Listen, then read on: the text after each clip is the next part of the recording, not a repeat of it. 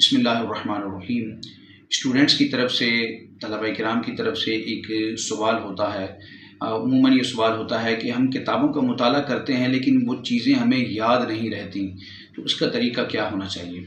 تو یاد رکھیے، ہم کسی بھی کتاب کا مطالعہ کرتے ہیں، اسٹڈی کرتے ہیں، تو اس کا ہرگز یہ مطلب نہیں ہوتا کہ ہم لفظ ٹو لفظ اس کو میمورائز کر رہے ہیں، یاد کر رہے ہیں۔ جیسے کہ مثال کے طور پر قرآن مجید کو حفظ کیا جاتا ہے، اللہ پاک توفیق عطا فرمائے، تو اس میں لفظ بلفظ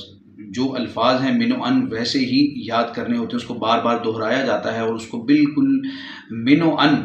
یاد رکھنے کی کوشش کی جاتی ہے۔ یہ تو باقاعدہ حفظ ہوتا ہے، لیکن کتابوں کا جو مطالعہ ہوتا ہے اس میں یہ چیز نہیں ہوتی، نہ اس چیز کا لحاظ رکھا جاتا ہے اور نہ ہی یہ ہر شخص کے لیے ممکن ہے کہ وہ جو بھی کتاب پڑھے تو حرف بحرف اس کو یاد ہو جائے۔ تو یہ تو انڈرسٹوڈ ہے کہ جو بھی کتاب ہم پڑھتے ہیں تو من و ان اس کے الفاظ، اس کی عبارات ہمیں ذہن نشین رہیں، یہ بہت مشکل ہوتا ہے۔ مطالعے کا مقصد کیا ہے کہ کسی بھی فن پر، کسی بھی ٹاپک پر جو ہم کتاب پڑھ رہے ہیں تو اس میں جو مضامین موجود ہیں، رائٹر نے، مصنف نے جو اپنے خیالات کا اظہار کیا ہے یا اس موضوع سے متعلق جو ریسرچ کی ہے، جو حقائق بیان کیے ہیں، وہ ہماری نظر سے گزر جائیں، وہ ہماری نالج میں آ جائیں۔ انسان جب کسی کتاب کا یا کسی تحریر کا مطالعہ کرتا ہے تو اس تحریر کا مطالعہ کرنے کے بعد، کتاب مکمل ہونے کے بعد یا وہ مطالعہ مکمل ہونے کے بعد بعض اوقات ایسا فیل ہوتا ہے کہ جو پڑھا تھا وہ ساری چیزیں ہمیں ازبر نہیں ہوئی، یاد نہیں رہی۔ لیکن ایسا نہیں ہوتا، رب تبارک و تعالیٰ نے انسان کو بڑی صلاحیتوں سے نوازا اور انسان کا جو حافظہ ہے، اس کی جو میموری ہے، رب تبارک و تعالیٰ نے اس کو بڑا حیران کن بنایا ہے۔ کئی مرتبہ آپ کے ساتھ بھی ایسا ہوا ہوگا کہ آپ نے کوئی تحریر پڑھی ہوگی، کوئی کتاب پڑھی ہوگی، اس میں کوئی مسئلہ پڑھا ہوگا اور وقت کے گزرنے کے ساتھ، چند مہینے، چند سال گزرے، ہمیں ایسا محسوس ہوا کہ شاید ہم نے جو مطالعہ کیا تھا ساری باتیں ہمیں یاد نہیں ہیں۔ لیکن ایسا ہوتا ہے کہ کچھ مہینوں کے بعد یا کچھ سالوں کے بعد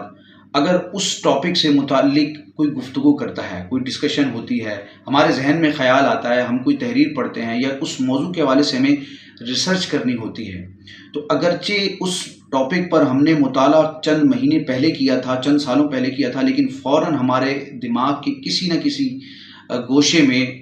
وہ گویا کہ ایک لنک ہوگا اور ہمیں یاد آ جائے گا کہ اس موضوع پر ہم نے فلاں مقام پر فلاں کتاب میں پڑھا تھا، اور پھر ہم اس تک رسائی کرتے ہیں اور اس مسئلے کو حل کر لیتے ہیں۔ عموماً ایسا ہوتا ہے دینی طلبہ کے ساتھ، علماء کے ساتھ۔ میرا اپنا ذاتی تجربہ رہا ہے کہ فتاوی الرضویہ شریف پڑھنے کی جب میں نے ابتدا کی تھی درس نظامی کے دوران، اور بہار شریعت وغیرہ بھی پڑھی تھی، تو اس وقت جو چیزیں میں نے پڑھی تھیں، اعلیٰ حضرت امام علیہ سنت نے کن کن موضوعات پر رسائل لکھے، کس موضوع پر آپ کی تحقیق کیا ہے، تو فتاوی الرضویہ شریف کا جب میں بالاستیاب مطالعہ کر رہا تھا تو بس پڑھتے جا رہا تھا اس کو، یعنی یاد کرنے کی نیت نہیں تھی کہ میں ایک ایک چیز کو یاد کروں، بس اپنی نظر سے گزار رہا تھا، سمجھ کر پڑھنے کی کوشش کر رہا تھا۔ کئی ایسے مسائل ہیں کہ آج سے 10-12 سال پہلے فتاوی الرضویہ شریف میں جو میں نے صرف ایک مرتبہ پڑھے تھے، آج 10-12 سال کے بعد اگر اس ٹاپک پر کوئی گفتگو کرتا ہے یا مجھے ریسرچ کرنے کی، مزید کچھ لکھنے یا کہنے کی یا اسپیچ کرنے کی حاجت ہوتی ہے تو فوراً میرا ذہن جو ہے اس طرف جاتا ہے کہ فتاوی الرضویہ شریف میں اعلیٰ حضرت نے یہ بات لکھی ہے، اور بعض اوقات وہ جلد بھی یاد ہوتی ہے، بعض اوقات تو رسالہ بھی یاد ہوتا ہے۔ تو کہنے کا مقصد یہ ہے کہ آپ بھی اس کو آزما لیں، آپ نے جو مطالعہ کیا ہے وہ ضائع نہیں ہوا، یعنی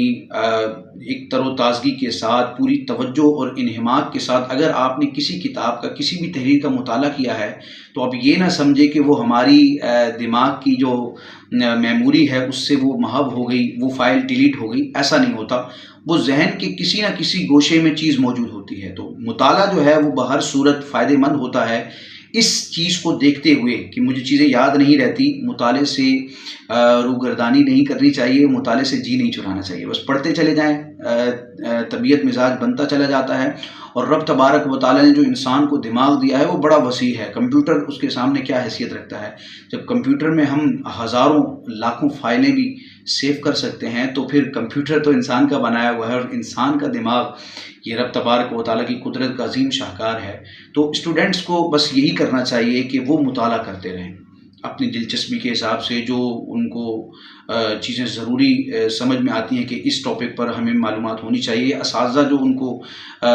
ترغیب دلاتے ہیں، بعض اوقات اساتذہ جو ہوتے ہیں وہ طلبہ کی ذہنی صلاحیت، ان کے مزاج سے واقفیت حاصل کرتے ہیں، اور وہ استاد پھر کہہ دیتے ہیں کہ آپ اس ٹاپک پر پڑھیں، کیونکہ بچے میں بعض اوقات وہ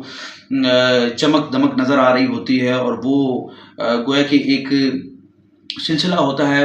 مزاج پتہ چل جاتا ہے کہ اس اسٹوڈنٹ کا، اس طالب علم کا کس جانب میلان ہے، اس کے ذہن کا، اس کے قلب کا. تو پھر اساتذہ جب رہنمائی کرتے ہیں تو اس کے مطابق ہم مطالعہ کریں گے تو انشاءاللہ آگے بڑھنے کے چانسز ہوں گے. تو مطالعے سے کبھی بھی جی نہیں چرانا چاہیے، مطالعہ کرنا چاہیے. مطالعہ بہر صورت مفید ہوتا ہے. 10 12 سال 15 سال بعد بھی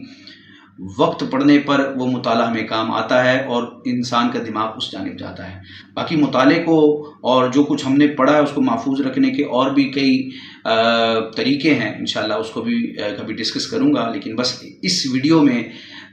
کہنے کا مدعا اور گفتگو کا خلاصہ یہ ہے کہ ہمیں مطالعہ کرنا چاہیے. اگرچہ بظاہر ہمیں ایسا لگتا ہے کہ جو پڑھا ہے وہ بھول گئے، ساری باتیں یاد نہیں رہی، ایسا نہیں ہوتا. انسان کے دماغ کے کسی نہ کسی گوشے میں وہ چیز محفوظ ہوتی ہے. جب حاجت پڑتی ہے، جب اس چیز کا، اس مسئلے کا، اس معاملے کا ذکر ہوتا ہے یا کوئی گفتگو کرتا ہے تو پھر اس کی طرف دماغ چلا جاتا ہے. مطالعہ کیا ہوا ہوگا تو ہم اس طرف جائیں گے. اللہ تبارک و تعالی ہمیں اخلاص کے ساتھ، اچھی نیتوں کے ساتھ دینی کتابوں کا مطالعہ کرنے کی توفیق عطا فرمائے. آمین.